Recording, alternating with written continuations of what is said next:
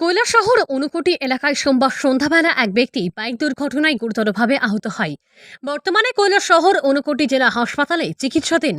ঘটনার বিবরণে জানা যায়, লিটন নাথ নামে এক ব্যক্তি কৈলাসহরের দিক থেকে উত্তর জেলার ধর্মনগরের উদ্দেশ্যে যাচ্ছিলেন। কৈলাসহর ঊনকোটি এলাকায় যেতেই ঘটে দুর্ঘটনা। হঠাৎ করে নিয়ন্ত্রণ হারিয়ে বাইক নিয়ে রাস্তার মধ্যে উল্টে পড়ে যান এবং দুর্ঘটনার কবলে পড়েন তিনি। পাশাপাশি লিটন নাথ গুরুতরভাবে অসুস্থ। স্থানীয়রা ঘটনাটি প্রত্যক্ষ করতে পেরে খবর পাঠায় কৈলাসহর অগ্নি নির্বাপক দপ্তরে। ঘটনাস্থলে দ্রুত ছুটে যায় অগ্নি নির্বাপক দপ্তরের কর্মীরা গিয়ে গুরুতরভাবে আহত ওই ব্যক্তিকে ঘটনাস্থল থেকে উদ্ধার করে চিকিৎসার জন্য কৈলাসহর ঊনকোটি জেলা হাসপাতালে নিয়ে আসে।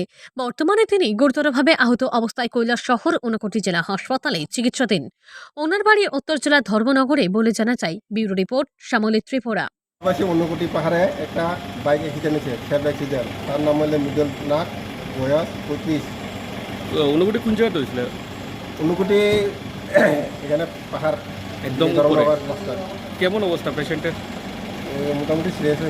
বয়স কত হইব তাই না? বয়স 35। বাড়ি কোন জায়গাতে? আর এই ধর্মনগর। শুধু কিন্তু তাই না একলাই বাইক? একলাই। বাইক